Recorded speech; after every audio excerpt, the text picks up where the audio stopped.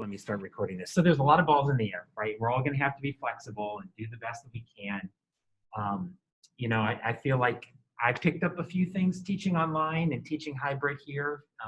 Hopefully you've picked up some things learning, and always as we go through, if you have suggestions or if there's things that are not working for you or you think that might be better, please share them with me, right? I'm happy to kind of learn more, and we'll try to be as flexible as I can, right, within boundaries. And one of those boundaries is trying to make sure that everybody has, a quality experience and a good experience. So anyway, before we call the roll or whatever, I'm going to go over the most of the syllabus this afternoon. But while we're talking about all this logistical stuff, let's just start on, what are going to be some of the rules here for our class. So I shared this all with you online. And so these are the things that we have to think about kind of every day, whether we're in person or whether we are not in person, right? Whether we're going to be doing all Zoom. First off, you've all completed your symptom checker, right? Right, hopefully. Yeah, it's hard not to because Cornell keeps on sending you annoying emails if you don't. We're going to try to maintain 6-foot distance. You all, on some days, there's definitely going to be more of us in person, right? A lot of us are starting off this class in not online. But, in general, try to stay 6 feet apart. I think you're all doing a good job here. We do really have a big room as long as you can all hear me in the back. That's really nice. One of the things I'm going to try to do, because we're in a big room, is I'm really going to try to run a lot of the class up on the screen. So usually I would like to use a board and have people come up to the board, but that little board is pretty tiny and it's going to be hard to see in the back. And so I've got an iPad up here and I'm going to be drawing stuff on an iPad, kind of using that as the board. We'll see how it works, right? We'll see how it works, but that's going to be, one of the things that I try to do. You're all wearing face masks, so thank you for that. You guys know this stuff about where you can get a face mask, etc. If you feel ill, right, absolutely don't come to class. And I'm going to try to make it as easy as possible to join the class in Zoom. There's going to be some of your classmates every day that's going to be on Zoom, so it is not a big deal, right? Even if you're feeling sick a minute before class, just show up on Zoom, right? I'm not going to penalize you. If you can give me a heads up, that's great, just so that I know. But, if you're not feeling good, by all means, just stick on Zoom. How about some of our in-person class meeting rules? I think you guys are already meeting these, that, we're just going to wear masks in here. We're going to practice social distancing. Food is allowed. If you want to stick a granola bar in your mouth behind your mask, that's not a big deal. But, in general, don't bring in your lunch, right? And bring in your breakfast. I'm okay if you want to bring drinks, right? It's kind of a long break. So I'm not going to, usually if I had a 2-hour class period, we would definitely take a break. But I think in the interest of social distancing and also in kind of maximizing our in-person time, I'm not really planning on taking breaks. I think we'll just try to go through the whole 2 hours. If you need to get up, go for it, right? If you need to get up, feel free to take a little break and do it. You don't have to ask for permission. But I'm probably going to avoid breaks just so that we don't have a ton of us, trying to all squeeze out the door at the same time. How about some of the online Zoom rules? So we're all going to be in person this afternoon, and some of us are already, we're all going to be online this afternoon, and some of us are already online. Okay, so what are some of the rules that I think I would like you to practice online? First off, show up on time. All right, I am going to start very promptly because it really does feel like our time, once again, trying to keep our in-person time, maximize the value of our in-person time. So I'm going to start right at 9 o'clock. So try to be on time, and the same goes on if you're joining in Zoom. Be prepared to talk online. I'm fine. In fact, in some ways I encourage it if you're online to leave your microphone on, right? I'm fine with that. Just make sure there's, nobody, I don't know, building something in the background or whatever. And this is, I think, particularly important for those of you who are online right now, but when you're online for the in-person session. I'm not going to be able to do all the stuff I'm doing up here and follow the chat room, okay? So if you have a question and you're online, just ask it, right? Unmute your microphone or keep it unmuted and just ask it. I'm fine with you interrupting me, right? You got to speak up because it's going to be unlikely that I'm going to see what's going on in the chat room. So I say like here, use the raise your hand feature, but I should probably take this out because I know for a fact it's hard to, with everything going on, to see when somebody raises their hand in Zoom. Also, I think it's a good idea. You all know kind of now what works for you on Zoom, but if you have a headset, I think that often works. Don't join from multiple devices.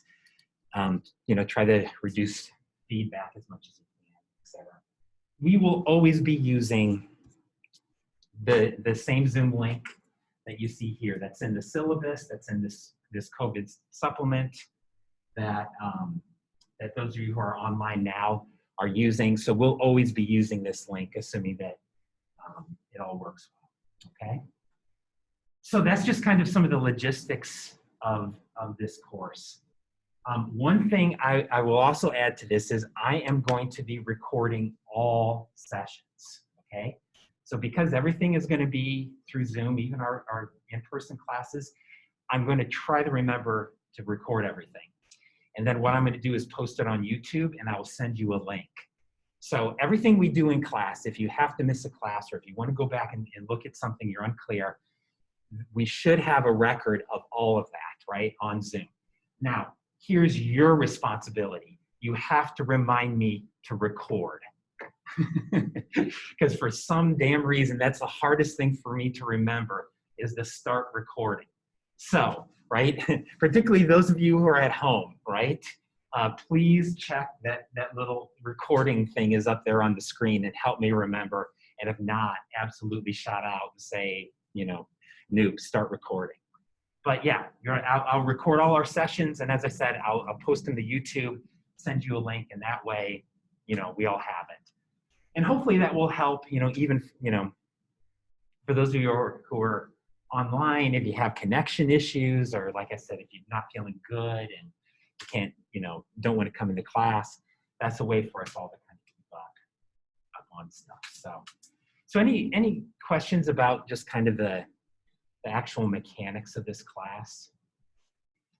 So in terms of the syllabus, about the academic component of this class, let's just talk about that this afternoon, okay? So this afternoon we'll all be online, and that will be a good time to be talking about that. I think I prefer to spend our morning session here talking about actual economics, okay? So let's jump in here.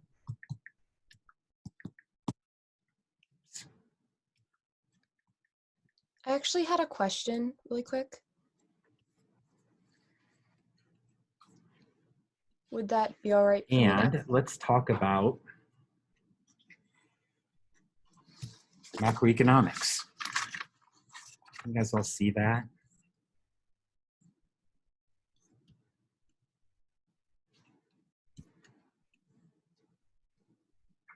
All right. So we all know that we're in Intro to Macro, right? Okay, good. We're all in the right class. So Intro to Macro. How many, just, a show of hands for those of you who are in person. How many of you, or actually you can raise your hands too if you're online. How many of you are like economics and business majors? Maybe like 2/3. And how many of you are just taking this class because you're interested in economics? A couple. And how many of you are just taking this class because your advisor said you need to take a social science? A couple. Okay. Nice honesty. I appreciate the honesty. Intro to Macro, right? I actually think that most people don't really quite understand what economics is before they take their first economics class, right? So maybe that's the next question. For how many of you is this the first time you've taken a class in economics? Right, a number of you, right? And I see a couple of you online too, right? And so, right, most of us, when we take a class, if you've never taken a class in economics, and it, you know, if someone said, well, what's economics about? You'd probably say, money. Economics is about money, right? In fact, I'll show you this, just kind of making fun of this idea. Here's an article out of The Onion, right? I don't know if any of you follow The Onion, which is the kind of satirical newspaper. But they say something about tax cuts or earnings or money or something in recent economic news, right? I think this is really what a lot of people think economics is about. It's about money or tax cuts or something, or like a recession. You might have heard those letters, GDP, we don't know what it is, but it's about all that kind of stuff, right? And so I guess maybe a good way to restart this or to start this class is just to say that economics is not, I mean, it is about money. Certainly it is about money in some sense, but it is not just about money.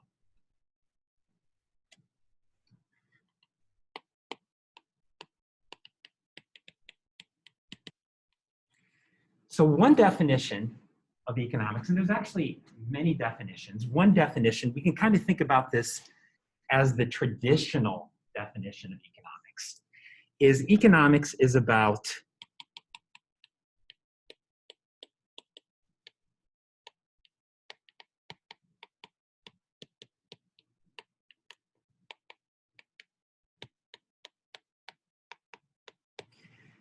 economics is about the distribution of scarce resources.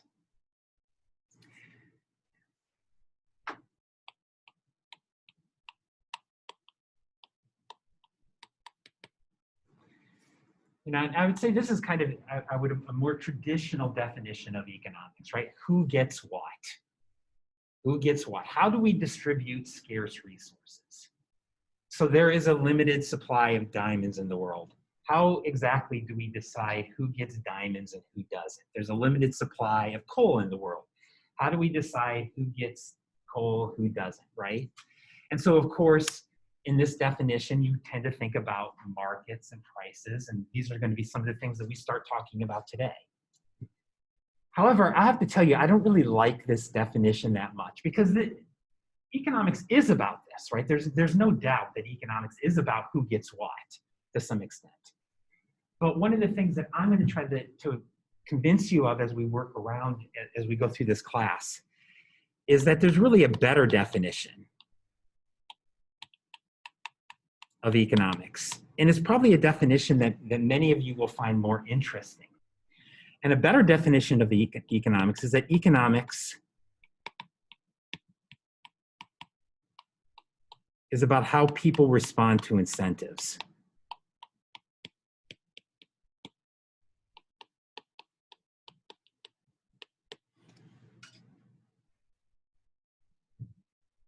Economics is about behavior. It is a social science. It's a way of thinking about how societies and individuals work. Right? So thinking about how people respond to incentives, and very clearly, I want us all to realize that when economists talk about incentives, we're not just talking about money, right? We can be talking about social status. We can be talking about self-worth, right? We can be talking about psychological basis for driving certain behaviors, right? So this is one of the things that I think you'll see as we go through the class, is that economics is actually really closely tied with a lot of different ways of looking at the world, right? I mean, we will see that, you know, and maybe some of you have already seen in some of your other classes, but there's the study of social economics, right? Sociology is essentially the study of societies and economics, right? There's a lot of links between psychology and economics, right? How do people perceive what their incentives are? How do incentives shape people's psychological perspectives of the world, right? There's a lot of interplay between economics and history and economics and culture, right? Because culture certainly shapes people's incentives. So the reason I like this definition is that it really moves us away from thinking about economics as just about money and about who's rich and who's poor. And certainly we will talk about that a lot this block, right? Because we are going to talk about why is it that some people in, for instance, Ethiopia make 1/60th of what a US citizen earns, right? Why is that? But we're also going to be talking about other things, right? Such as the ways that people sometimes behave rationally and sometimes behave irrationally, and how that impacts the way that we behave in groups and behave in sciences. So, anyway, this is a kind of a definition that I want us to continue to go back to, right? And to think about economics as a lot about incentives, right? And how people respond to incentives.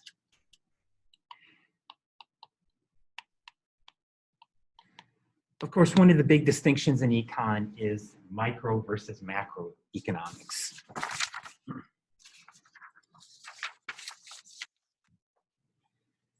And you probably don't have to take Latin to know the difference between this, right? Micro is small and macro is big, right? And so if you've taken a microeconomics class, right? How many of you have taken a microeconomics class? A couple, right?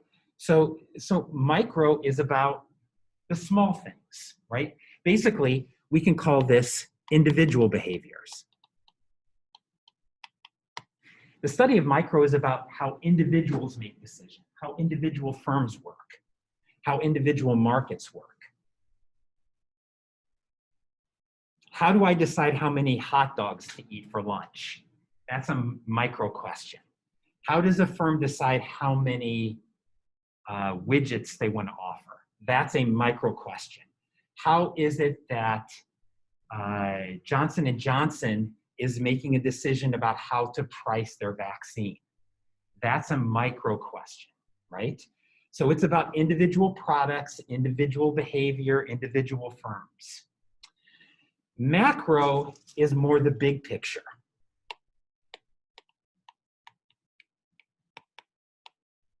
Macro is about aggregate behavior, multiple individuals.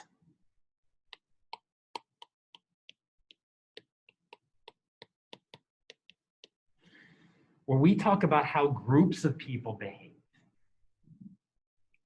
And most importantly, we talk about how economies as a whole, right? Maybe instead of saying countries, I should really say economies here as a whole operate. So it's a much, much bigger picture that we're looking at here in macro, right? We are very much focused on the big picture. That's not to say, though, that we don't think about individual behavior too, right? In fact, where we're going to start today is kind of supply and demand, right? We're going to start with some of the basics of micro. So, I'm acting like there's a clear distinction here. In reality, microeconomics takes a lot from macro. Macro certainly takes a lot from micro, right? We need to understand the behavior of individuals if we're going to understand how big groups behave. But in general, this is a pretty big distinction in economics, right? And so for those of you who have taken a micro class or are going to take a micro class, you'll talk about kind of all this individual stuff. And in this class, we're going to talk about the big picture stuff. And so what's the big picture stuff? So almost everything we talk about in this class in one way, shape, or form is going to relate to what we'll call the 6 big questions. Right? The 6 big questions that we're going to be thinking about in this class.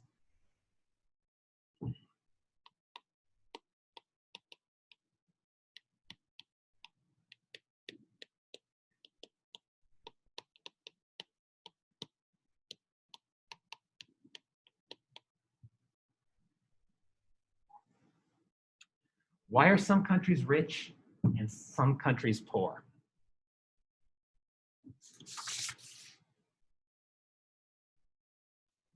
Right?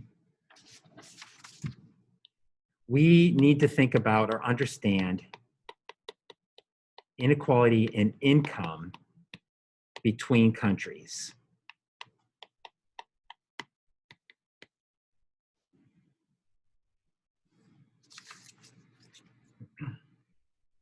So I think I just mentioned to you that a US worker, an average US worker, earns in one day what it takes an Ethiopian 60 days to earn, right? So basically, the average US worker earns in a day what it takes an Ethiopian 2 months to earn.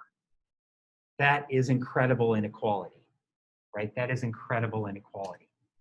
And so why is that? Why is that? One of the things that we will talk about, though, about in this class, though, is very surprisingly, that difference between what a US worker earns and what an Ethiopian worker earns has almost nothing to do with the fact that one is American and one is Ethiopian. In other words, the difference is not related to individuals. And how do we know that? Because if the Ethiopian moves to the United States, what happens to their income? It immediately goes up, like they were born here, right? This is what we call, and I'll talk about this a lot, the citizenship premium.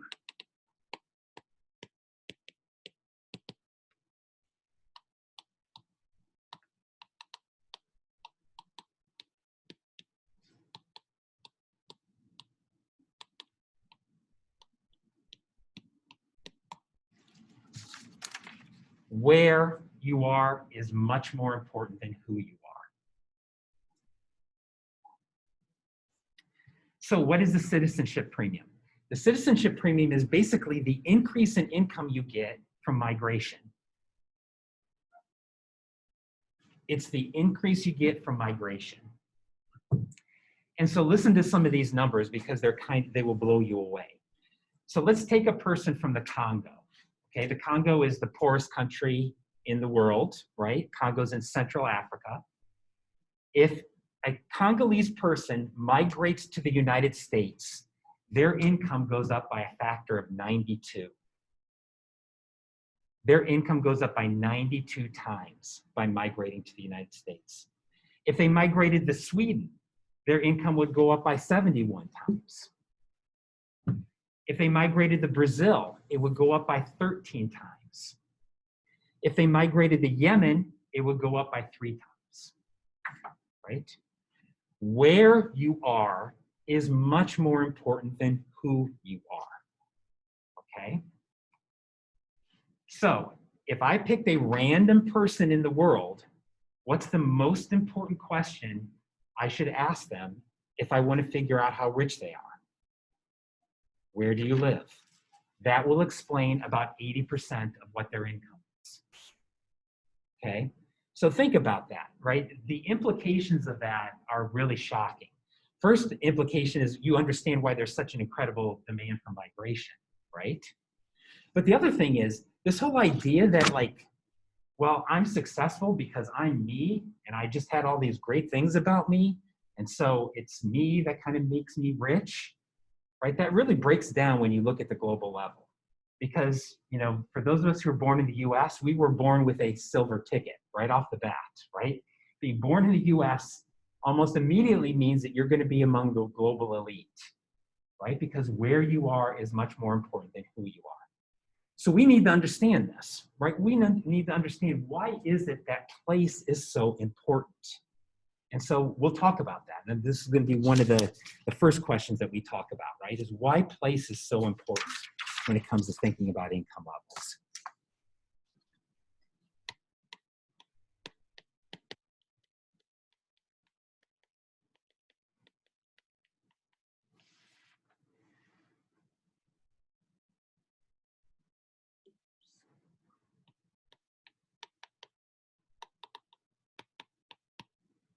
Okay, this is actually 2 questions, but I could have rephrased it as one. What causes inflation? So inflation is sustained increases in the economy-wide price level.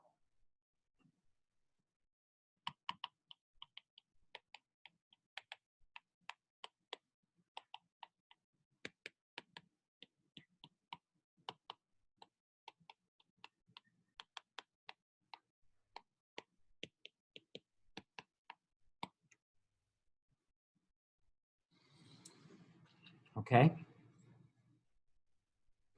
So just to give you some picture of what inflation looks like,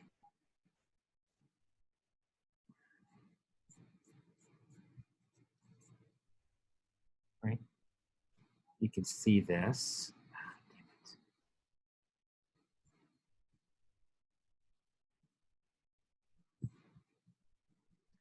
This is just looking at data between 1980 and 2017. And it gives you an idea that prices tend to go up, right? If we look at a wide range of goods and services, prices tend to go up over time. Why is that? Why is it that the price of white bread has gone up 170% since 1980? Or the price of eggs have gone up by 82 cents, right? Or the price of coffee has gone up by 39 cents, right? If we look at a wide range of goods, we have seen in the US inflation, meaning sustained increases in the price level. But here's the good news. What's true about our hourly earnings?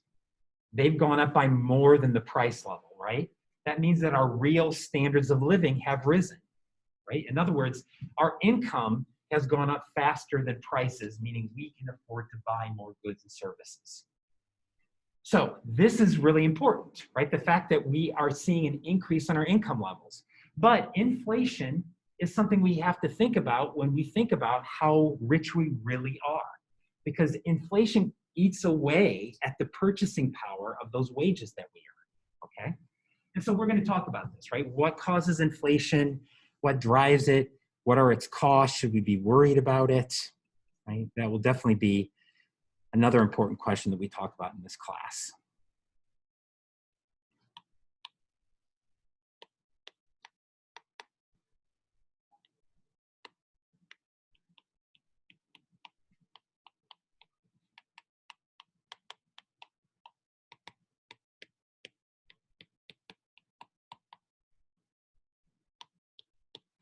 What are the causes of recessions and depressions?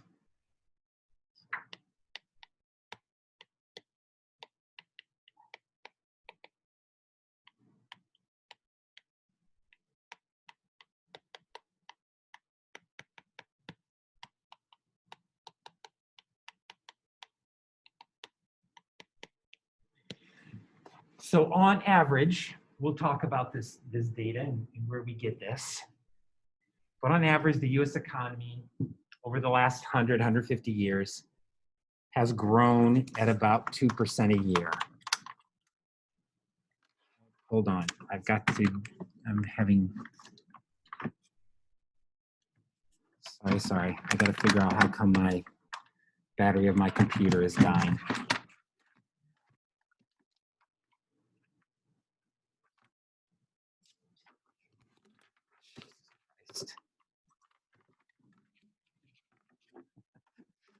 This is going to be a problem.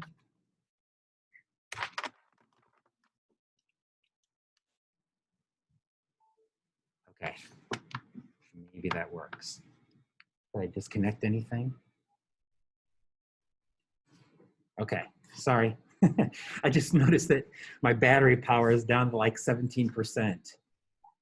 Hopefully plugging it in will stop the hemorrhaging. Okay, yikes. Okay, so causes of recessions and depressions, right? Why is it that sometimes we have these very big declines in economic growth, right? The very, very big declines in income. We know this, right? We're going through one of them right now.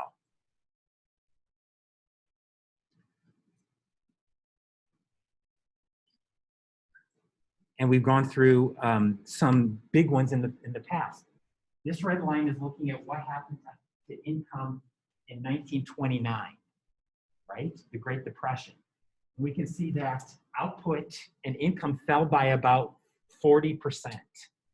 So average income of a household fell by about 40% in terms of its real purchasing power in 1929. How about in 2008? We saw a decline in income by about 10% during the global financial crisis of 2008, right? And if we look at what's happened here,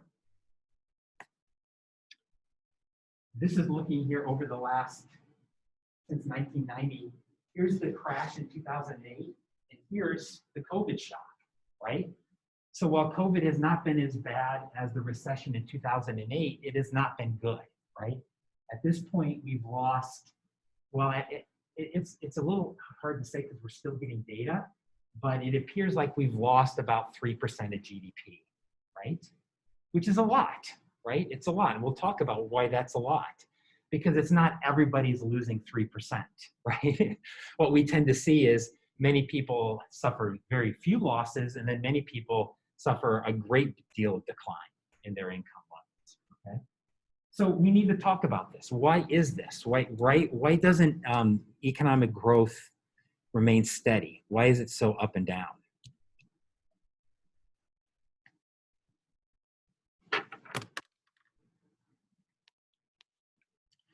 Okay, our fourth question.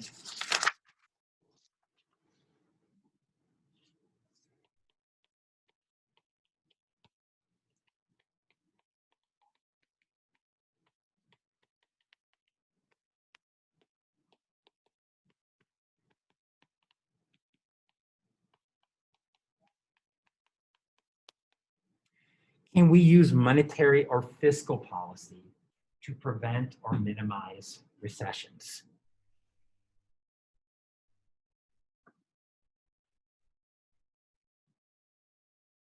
Okay. So this, once again, if you're going to read a newspaper and understand what's going on, you have to understand monetary and fiscal policy. When we talk about monetary policy, we're talking about the Federal Reserve, which for most Americans is this kind of amorphous or mysterious organization out there. Who knows what they do? They just control everything, right? And how do they control everything? Through this mysterious magic potion they have called monetary policy, okay? So we're going to talk about what the Fed is, what the Fed does, how the Fed's organized, and how exactly they control the money supply and control monetary policy, and why that matters, right? And then we'll also talk about fiscal policy. And this, of course, is, once again, right out of the news. Right now, there's a big discussion of an economic stimulus package, right? That President Biden has proposed this $1.9 trillion stimulus package to try to jumpstart the US economy. In 2008, there was something called the Obama stimulus, right? And these stimulus are some increase of government spending, tax cuts, and government deficits.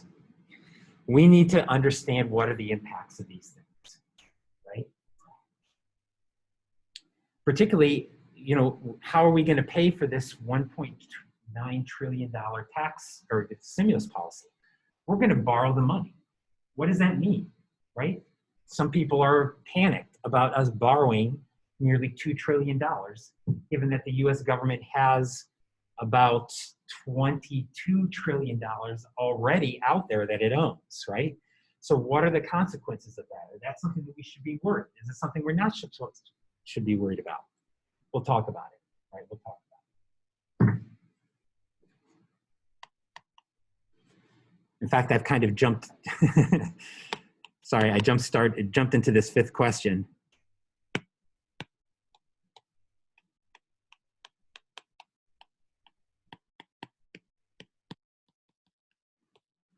What are the dangers of government debt?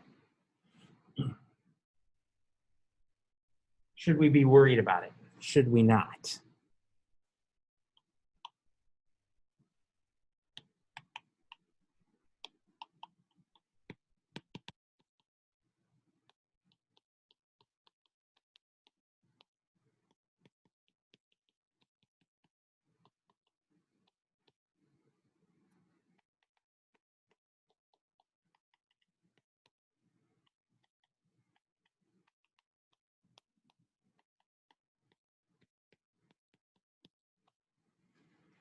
Why are economists so convinced? This is the final question. Why are economists so convinced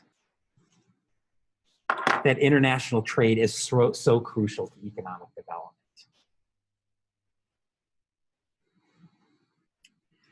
If you go out and ask the American public, is international trade a good thing or a bad thing for the US economy? You will see that there's a 50-50 split. That about half of Americans believe that international trade is not good for the US economy.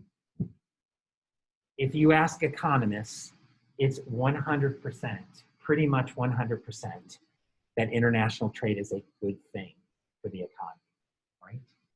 Why is there that disconnect, right? Why do economists believe so strongly that international trade is crucial to economic development, right?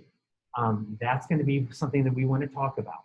And, you know, quite honestly here, I'm going to try to convince you, if you're skeptical about international trade, that you haven't thought about it very clearly, right? Because the evidence for trade being good for growth is pretty clear cut, including, to just show you one piece of evidence.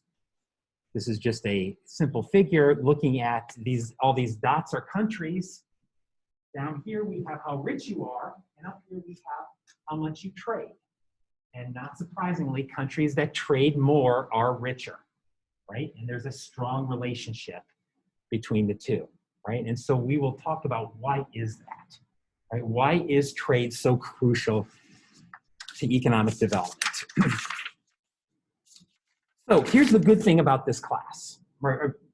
After having gone through these 6 questions, maybe you can see one of the good things about this class, which is I really do think this class is interesting. Of course, I'm a little self-serving when I say that, but no, you know, having taught this class for years and years to Cornell students, I still don't think I've ever had a Cornell student come up to me and say, you know, that class just wasn't interesting, or it didn't really have anything to do with the real world. No, I mean, this class has a lot to do with the real world and understanding the real world. And in fact, you know, one of the objectives of this class is just basically to be able to read a paper when you're done, right? To read the news. And taking an intro to macro class is really, in my opinion, absolutely crucial to just being a good consumer of information and understanding the world around you.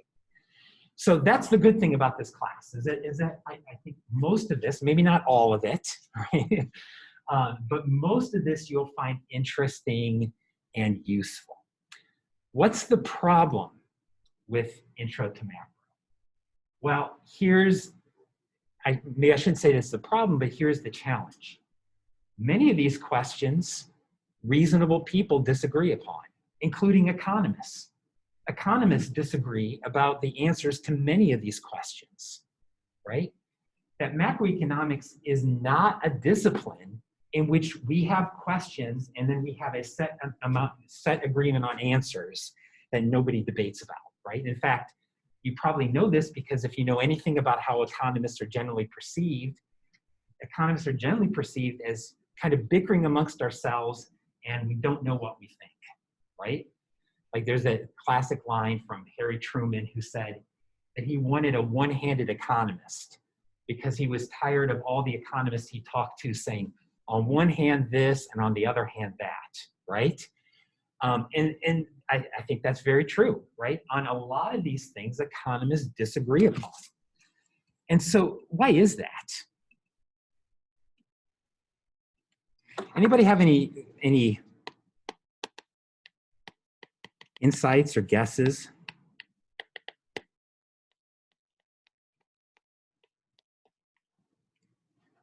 Sure, what's your name? Evan. Yeah, Evan. Because the social science can't experiment that well. Yes. Right. The experiment, particularly the controlled experiment, right?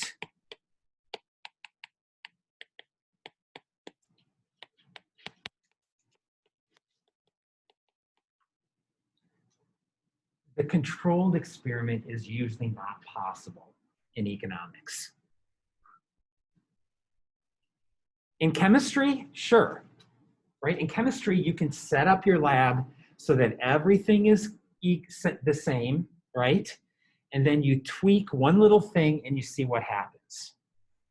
But in macroeconomics in particular, we can't do that. We just can't say, I wonder if more government spending increases income. So entire world, just keep doing what you're doing. Nothing changes, and then I'm going to change government spending, right? It doesn't work like that, right? Because what we see is that economies are constantly changing. They're constantly evolving. And as a result, it's just sometimes it's just very difficult to say what is the effect of policy, right?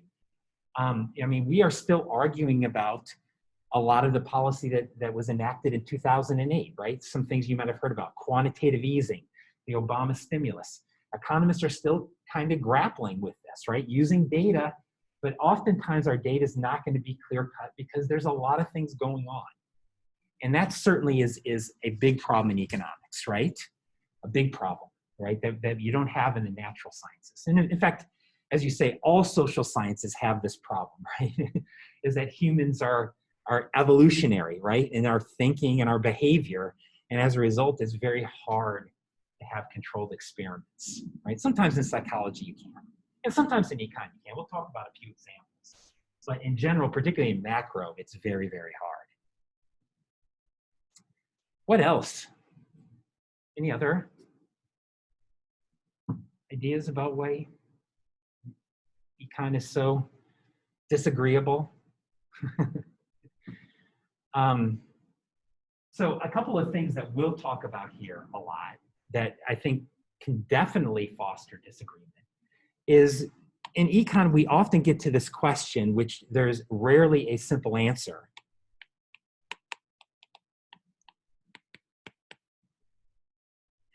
As to what is fair. Okay, this isn't just a problem in econ, right? This is a problem in just intellectual thought. You guys, if you ever take a philosophy course, you could take, years and years of philosophy courses in which very smart people will argue over what is fair. And economics oftentimes gets down to questions that are, at this very root is about people disagreeing about what is fair. So what does a fair society look like in economic terms? Is a fair society a society in which everybody gets paid the same thing? Or is it a fair society one in which the people who have the most skill and who work the hardest get compensated, and those who have less skill and don't work as hard get compensated less, right? Which one of those is a fair outcome? You can't really have both, right? And so oftentimes in economics, the debates aren't necessarily about economics so much as they are about what is fair, right? What is fair? In the US, we used to have a top income tax rate of 92%, meaning that if you were in this tax bracket, 92 cents of every dollar you earned went to the US government. Is that fair? Well, there's no clear answer to that, right? Because there's no clear definition about what fair is. And so, right, because fair is often begins to bubble to the surface when we talk about a lot of economic policy issues, that's where we get a lot of disagreement, right? That's where we get a lot of disagreement.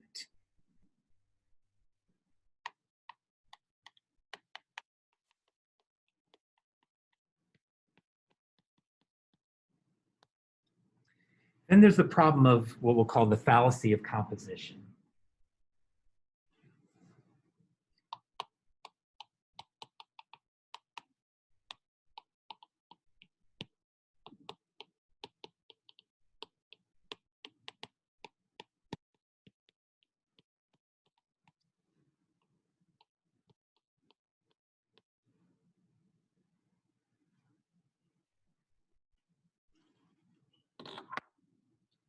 Okay. The fallacy of composition refers to the fact that what is true for an individual is often not true for a group.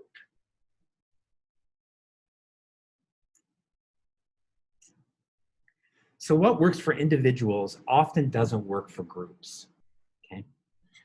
So let me give you like one example, right, that's relevant to us. Let's say that I tell you that I'm going to impose a strict curve on this class, right? So 10% of you are going to get A's, 20% B's, 30% C's, 20% D's, was it 10% F's? Did I do my math right? You know, whatever. A very strict curve, okay? So for you as an individual, can you get a better grade if you study more? Yes. If you study more and your classmates don't, you can get a better grade. But what happens if everybody in the class studies more? No, right? Because of that fixed curve. Only 10% of you are going to get an A.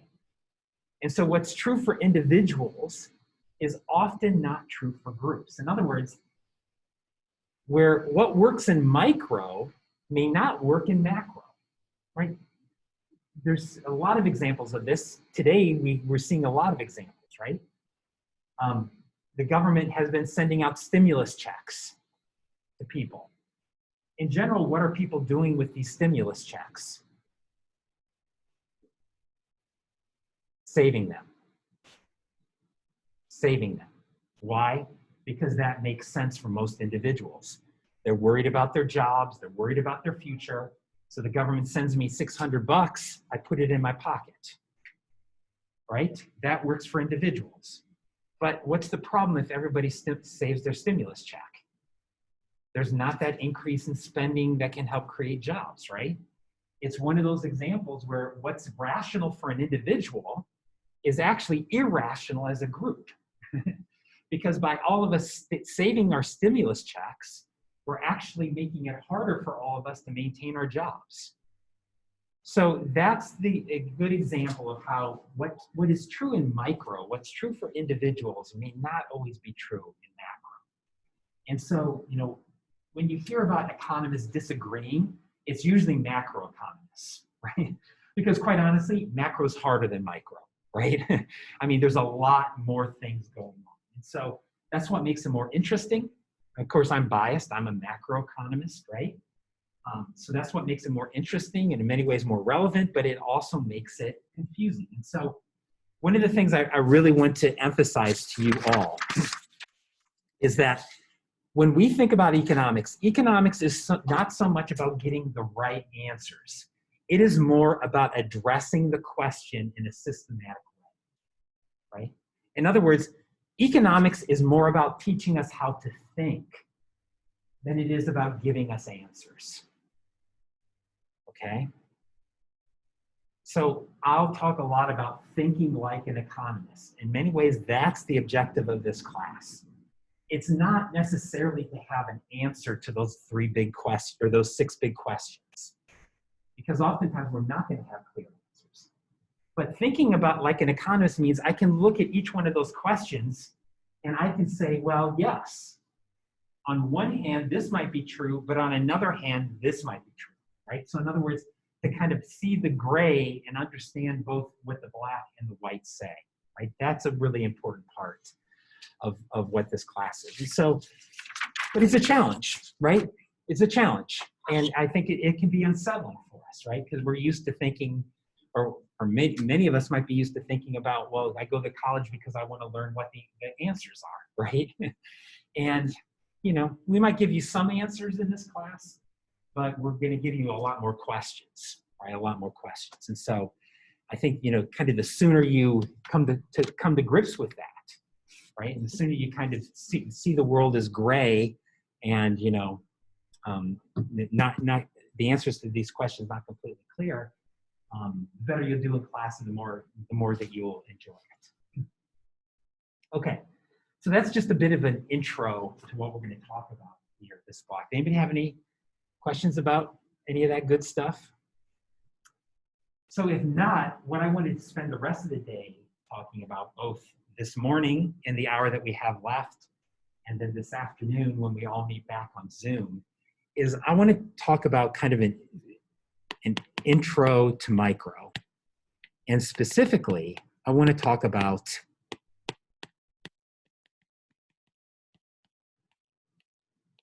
supply and demand.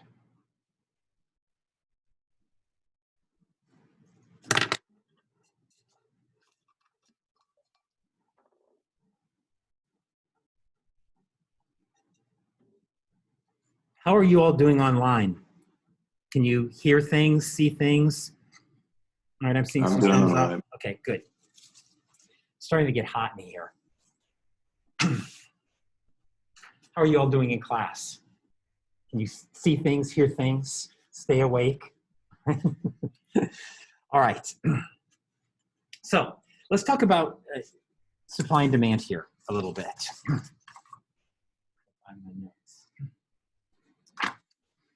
So most econ classes start with supply and demand because, you know, honestly, understanding kind of the mechanics of this is fundamental to thinking like an economist, right?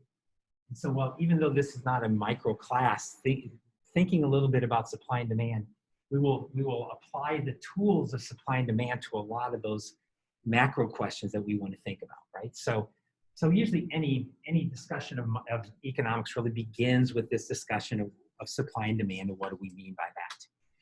And so when economists say supply and demand, we are really talking about prices.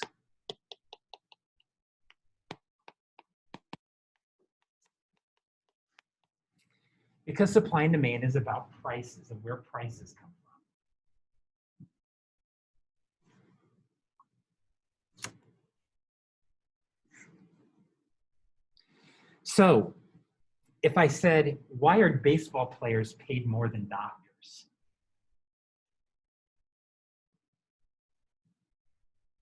Can you answer that question from a sociological perspective?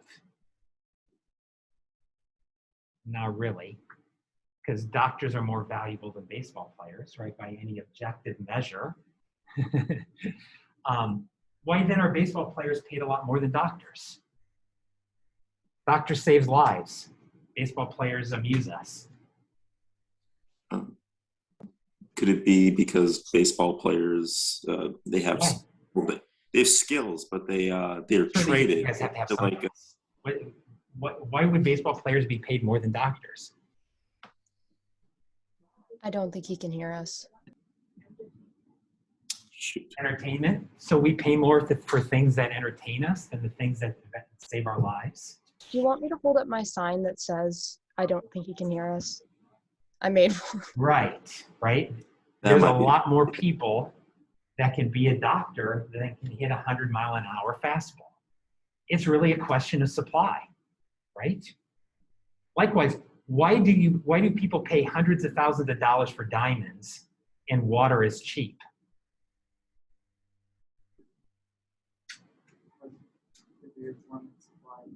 Right, it's a question of supply again, right? That water is fairly ubiquitous and diamonds are pretty rare, right? So the first thing we have to recognize is that when we talk about prices, prices have nothing to do with value.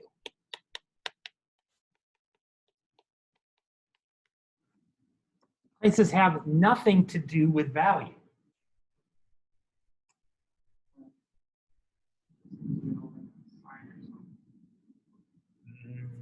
I can't. Hold on. I can't see it, Isabel. Can you just speak up? I'm muted. No, can the rest of you hear me? Max, Drew? We can hear We you, can hear but you. You can't hear us. Oh, you can't talk to me. Let me try this again. Shoot, something's weird here.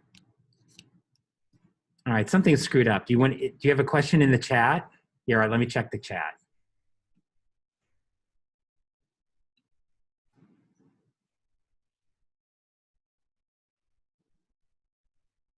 Yeah, I don't have you muted for some reason. Something is going wrong with this that it won't let me hear you. So if you have a question, can you put it in the chat? Okay, and then if I ask a question to the group, I'll ask some of the questions to you specifically in the chat, okay? Sorry about that. Thanks for letting me know. I don't know why it's not.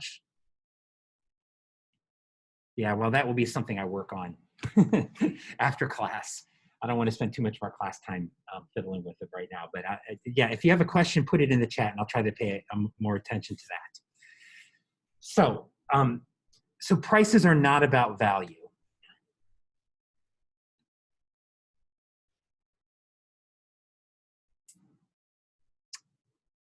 Right? Any of you get interested in the GameStop thing that was going on last week, 2 weeks ago, right? I mean, that's a classic example about prices don't have to really reflect value, right? A lot of people are like, well, what in the world? Of course, a share of GameStop isn't worth, you know, whatever the high was, right? $400 or $500. Of course, it's not worth it. Worth has nothing to do with it. Value has nothing to do with it. What determines prices? Supply and demand. In other words, what somebody's willing to pay for it. So if there's enough people out there willing to pay $500 for a share of GameStop, then what will the price be? $500, right? If there is a supply and a demand for a good at that price, that will be the price, right? It has nothing to do with value or worth or intrinsic value or anything, right? I mean, listen, the price of everything is a social phenomenon, right? In the sense that worth has very little real meaning in the real world, right? I mean, if I just said, what's the most valuable thing in the world? Most of you would say diamonds or gold. Gold is yellow rocks. Why is it so valuable? Because we believe it's valuable, right? It's a belief system. It has nothing to do with, you know, true value in the sense that it allows us to live or you know, it significantly alters the quality of our life. We just believe it has value. And that's the same with most prices. Prices are determined in a market. And so when economists use the word market, what are we talking about?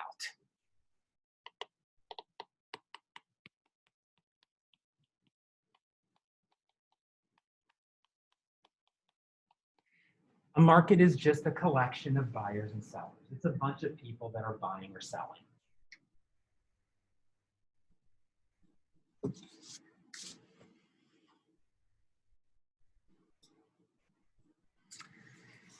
Now, one thing to be very clear about is not all markets look alike. Some markets look very, very different from other markets. And for those of you who have taken micro, obviously a lot of that class is about different types of markets. Let's just talk about two extremes.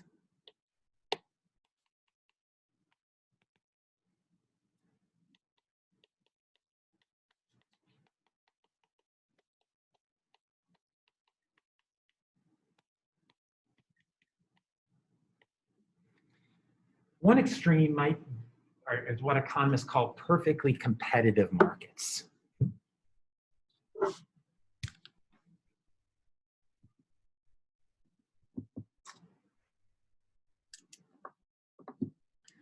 Perfectly competitive markets. What are perfectly competitive markets? The markets with many firms, low barriers to entry, and all the firms are price takers, meaning that every firm will produce the same amount no matter the price. Right. That's a good description. So let's kind of go through that point by point. What's a perfectly competitive market? First off, the only thing little thing you missed is perfectly competitive markets have homogeneous goods, meaning they're all the same. Homogeneous goods and lots of buyers and sellers.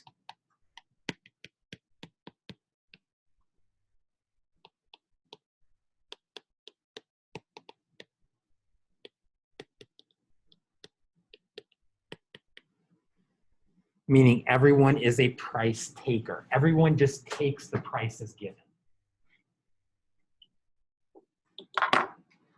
Okay, so corn, feed corn, like the kind of corn that's grown here in Iowa, that is a perfectly competitive market, right? Feed corn grown on one farm is not different from feed corn grown on another farm, all right? Any farmer who grows corn, basically it's taken to a broker or dealer, and they essentially grade it as, grade A, B, C. I don't even know if that's the grade they give, but they grade it. But any corn that's graded A, it doesn't make any difference who it comes from, where it comes from. It has the same grade. It's homogeneous, right? As a result, what happens if I'm a farmer and I grow some corn and I take it to the broker and I say, how much will you buy this corn for? And he says, oh, I'll buy it for six bucks a bushel. And you say, no, my corn is really better than that. I want $6.25. What's he going to tell you? Yeah, go blank yourself, right? Because that's not how it works. You have no power. You are a price taker. Whatever the market says is the price you get because you don't have any power, right? You don't have any power. Why? Because there's a lot of other people who will sell the corn. There's a lot of other sellers, and also there's a lot of other buyers. Perfectly competitive markets, the key word here is perfect. Because in some sense, these are the perfect kind. In perfectly competitive markets, markets really do very well. And we're going to talk about that here today. That when there are perfectly competitive markets, markets really function very well. And they do a lot of good for society. Unfortunately, not every good is perfectly competitive, right? That many markets don't quite meet this ideal standard. Kind of the opposite extreme would be a monopoly.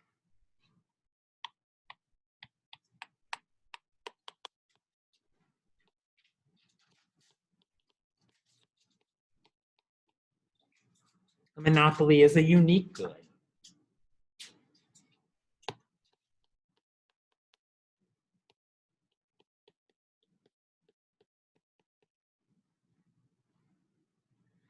Where there's one seller, and as a result, they get to be a price setter.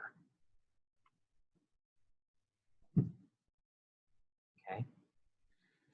So here you could think about, once again, there's not really a lot of examples of perfect monopolies, right? But think about the example of Mid-America Energy here in Iowa, right? They are essentially a monopolist. There's nobody else that has the infrastructure to deliver electricity to your house. So in theory, they have a unique good and they're the only seller. Now, in actuality, are they truly a monopolist? No, because the government won't let them be, right? The government won't let them be a true price setter. The government essentially regulates the utilities and tells them what prices they can pick because they know if you left it to the electric company to set the price, what are they going to do? Jack it up, right? They're going to jack it up. So pure monopolies are fairly rare too. In reality, what you get in most markets is you get something that's kind of in between these. And there's a lot of different kind of in between these. A very common case nowadays you might consider to be monopolistic competition, right? And what's monopolistic competition? Monopolistic competition is kind of like monopoly, but there's not just one, there's substitutes, okay? It's a monopolist that has substitutes. So here an example would be, for instance, the Pfizer vaccine, right? For COVID. Is Pfizer a monopolist? Well, kind of, because they're the only one that can offer their specific vaccine, but not exactly, because there are substitutes, right? The Johnson & Johnson, the Moderna, right? And so they're kind of there, or maybe some examples that resonate even more is Apple a monopolist?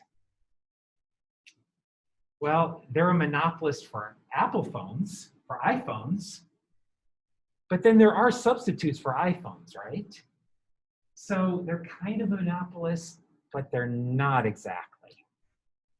Or I think a question that's increasingly coming up in our public discussion is Google a monopolist? And in a practical sense, they are, right? What is it, like 85% of all web search traffic goes through Google. So from a practical standpoint, they are a monopolist. Of course, there are substitutes, right? There are substitutes out there, so they're not a perfect monopolist. So if you take micro, these are the kind of questions you talk about a lot. And you'll talk about how, you know, these different kinds of markets impact prices and societal welfare, etc. For us, we're just going to keep it simple in here. We're going to talk about this morning perfectly competitive markets. Why? Because it's simple. That's obviously, you always want to begin with a simple case, but also because this gives us some basic insights into how markets work, right? Some very basic insights, and then we can kind of move off from that. Okay, so let's talk about markets. And first, if we're going to talk about markets, we got to talk about demand and supply, right? How are you all doing? Did anybody need to take a break? It does seem like this is really long to have 2 hours without having a break, but you guys doing okay? If anybody needs to stand up in here, same for you all online, but if anybody needs to stand up or walk around the back or whatever, you know, once again, feel free to do that if you need to.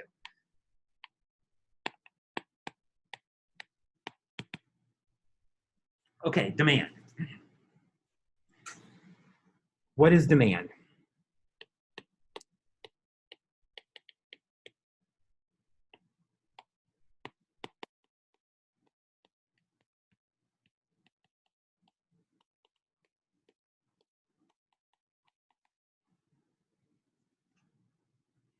A demand summarizes the actions of buyers in a market.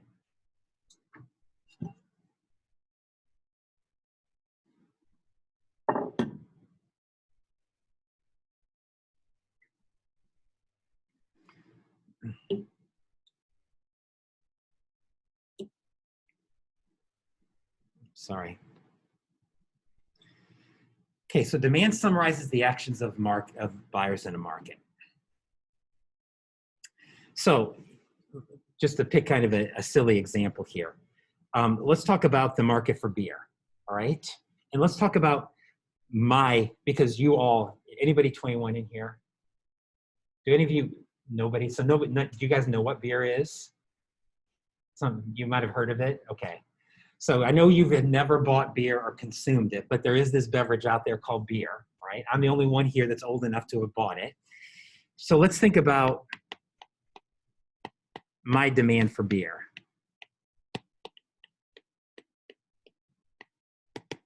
Okay, my demand for beer. What could impact my demand for beer?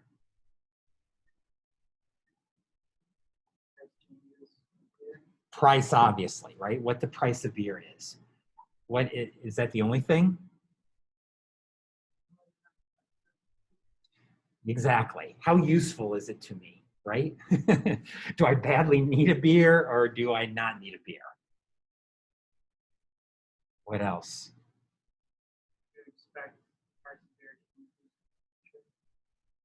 Maybe, right? Like if I think beer is going to be more expensive in the future, maybe I'd buy it now.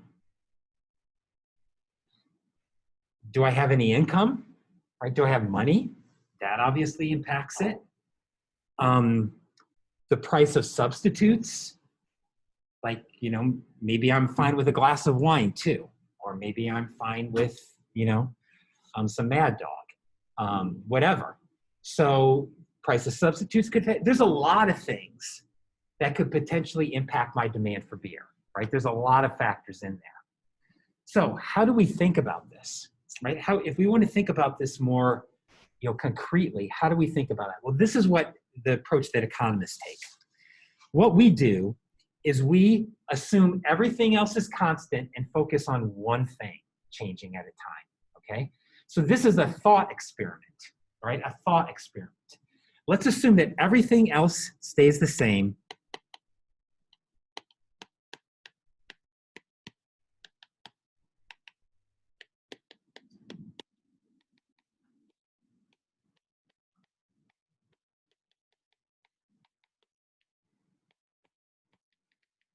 Let's assume that everything else stays the same except the price. Assume everything else stays the same except the price.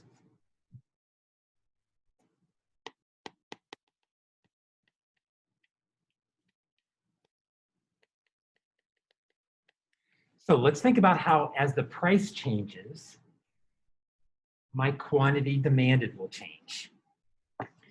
So I'm just going to kind of make up some numbers here, but let's say that at a price of $1, I drink 10, and a price of $2, I drink, oops, there shouldn't be dollar signs there.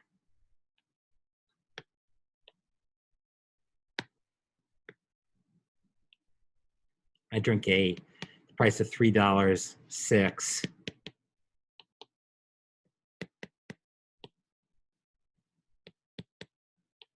I'm really cheap, okay? So I will refuse to pay $6 for a beer.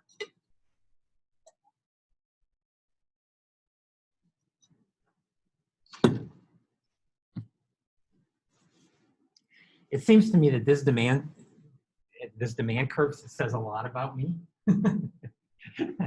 I drink 10 at $1 and 0 at 6, but you know, we'll set that aside for right now. Okay, so this is what we would call a demand schedule. This is just looking at how my demand changes as price changes, holding everything else constant, right? Everything else is the same. Nothing else is changing. Usually, when economists think about a demand schedule, though, we don't like this kind of graph because it's kind of hard to see. We tend to think about it as a curve. In other words, we tend to think about it as a graph.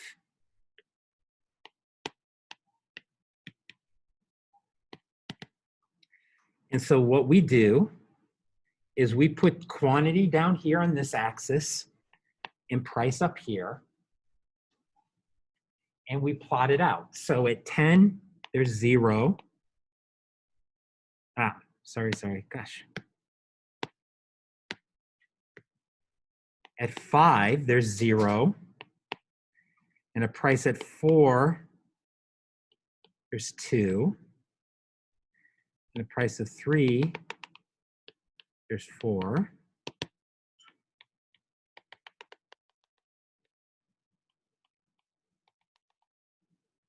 Wait, damn it.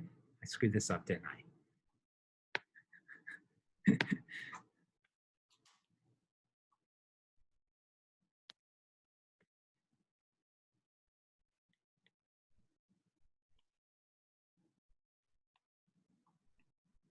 I did a bad job.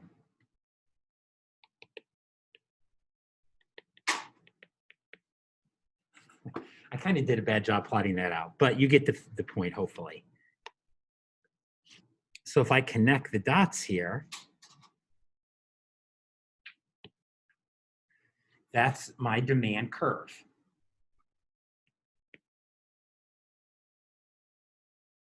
Right, that's my demand curve.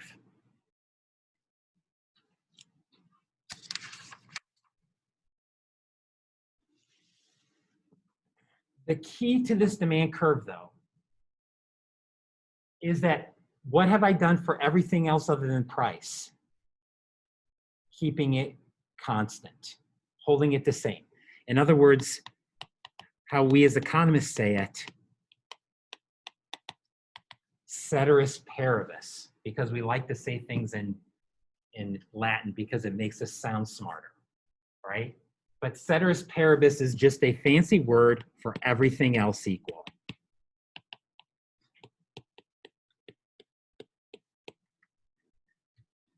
Right? Everything else equal. So everything else equal, here is how my quantity demanded changes with price.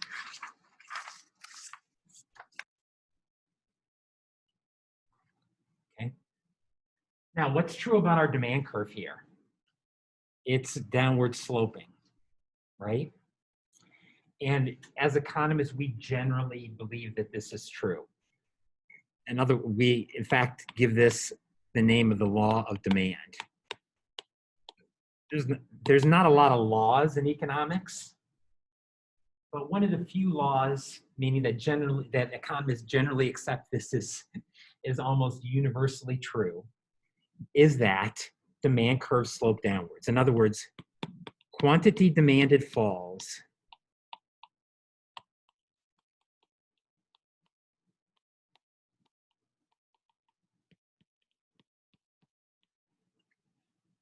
quantity demanded falls as the price rises.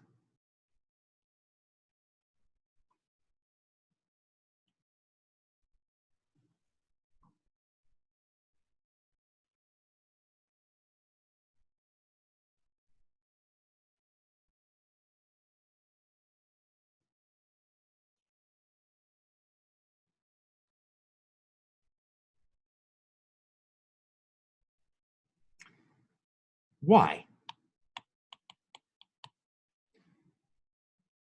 If I asked you, why is it? Why is it that when the price goes up, we buy less of it? Can we be more specific about that?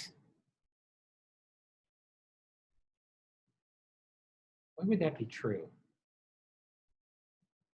Why? Just think of your own lives. Like, why, when prices go up, do you tend to buy less of something? You don't have enough money to buy as much, right? And that's actually what we call the income effect.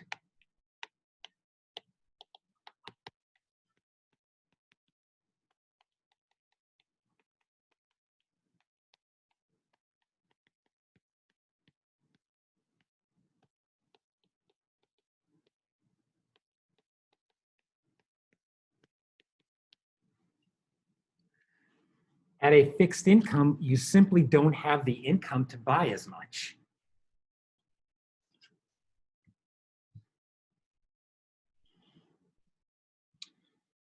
So, right, most of us know how to live on a fixed income, have fixed incomes, right?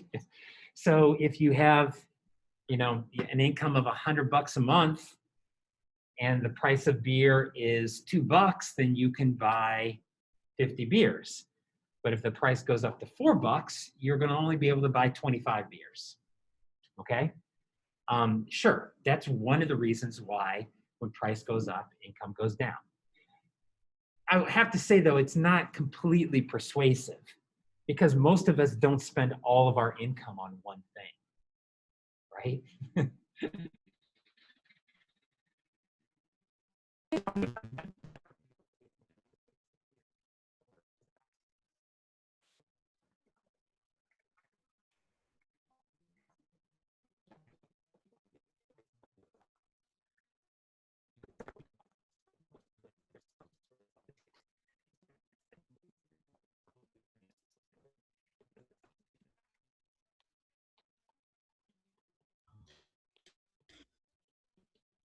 Well,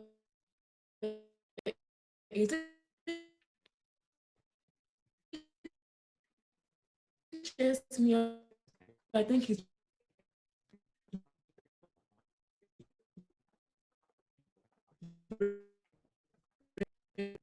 you know, I think